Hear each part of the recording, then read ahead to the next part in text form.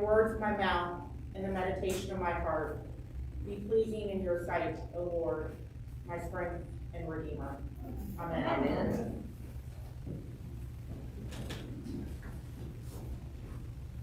In both the Old Testament and in the Gospel this morning, we hear of a face shining. In Exodus, the people are afraid to get close to them.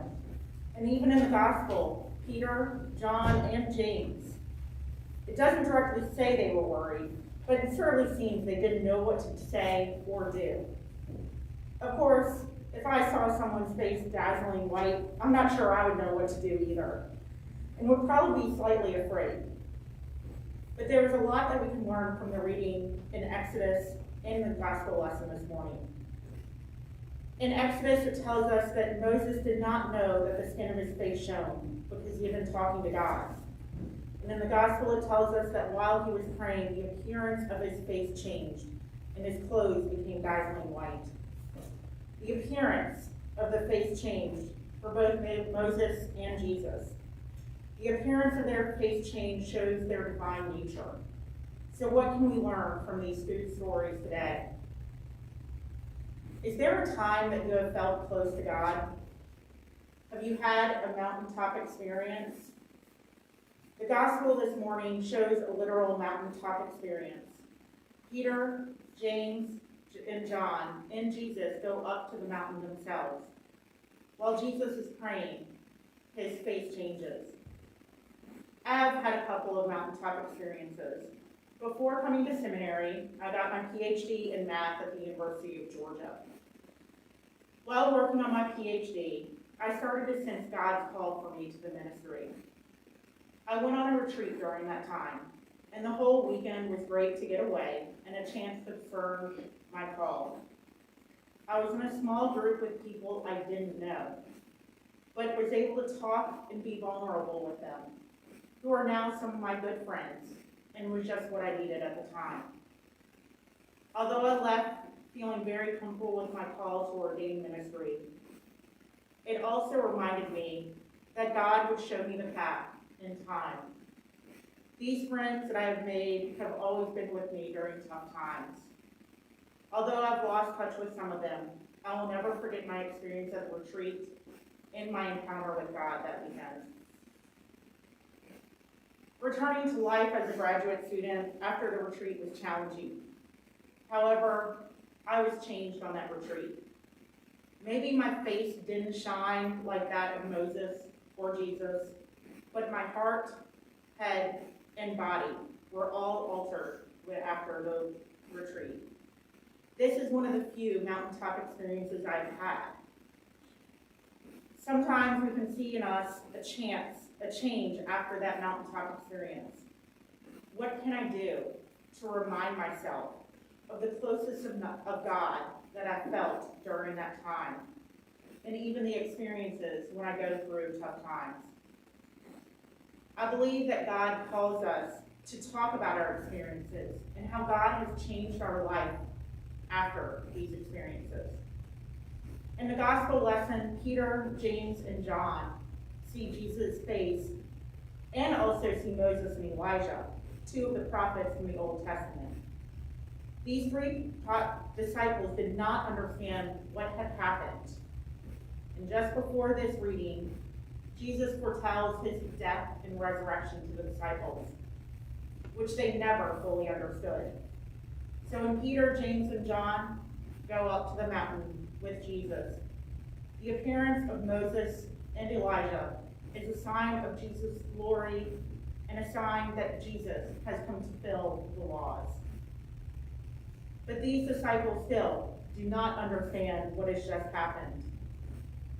Even after Jesus told of his impending death and resurrection, even when the voice from the cloud says, "This is my son, my chosen, listen to them," they aren't quite getting it.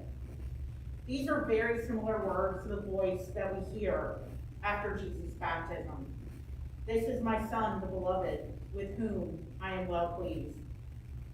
Both times, a spirit from the heaven talks about Jesus being the Son of God and describes him as the beloved or the chosen one. This should be a clear sign to the disciples that Jesus is different from the others and has come to fulfill the law from the Old Testament. But the disciples still didn't get it, and they kept silent, and in those days told no one of any of the things they had seen. Not telling anybody tells me they couldn't process or understand what had just happened. They were afraid, so they didn't tell anybody, not even the other disciples. After my experiences with God, God does not call us to be quiet about what happened, but instead to be witnesses to what God has done for us in our own lives. After a mountaintop experience, you are changed. We are called to share with others what happened. Seeing and experience God, we are changed. I have now seen Jesus differently, which means seeing myself and others differently too. Today is the last Sunday before Lent starts. What are you going to do for Lent? Every year you seem to get the same question. So what are you going to give up for Lent this year? Why do we give something up for Lent? Giving something up is supposed to represent Jesus' sacrifice in the wilderness for 40 days. However, I want to challenge you a little. Lent is a penitential season, a time to remember when we've turned away from God, to be able to welcome the resurrected Christ on Easter Sunday. This Lent, I want to think about how you can get closer to God and see God in a new way. Over the last couple of years, instead of giving something up for Lent, I've taken something on. I've done book studies during Lent, set aside time for prayer each day. It can be a time to develop new habits that will bring us closer to God, and that we will be changed. So that on Easter Sunday, we may see God differently and be able to share with others the power of God. Maybe you won't have that mountaintop experience, but you can still find new ways to get closer to God. I want to close with this sermon, with this poem that I've heard during Lent for a few years now. And there is a reminder of how I can experience God in new ways during this Lenten season. Fast from judging others. Feast on Christ in them. Fast from wanting more. Feast on being thankful. Fast from anger. Feast on patience. Fast from worry. Feast on trust. Fast from complaining. Feast on enjoyment. Fast from negatives. Feast on positives. Fast from stress. Feast on prayer. Fast from anger. Feast on forgiveness. Fast from self-concern. Feast on compassion for others. Fast from fear. Feast on truth. Fast from discouragement. Feast on hope. And fast from gossip. Feast on silence. Fast from fighting.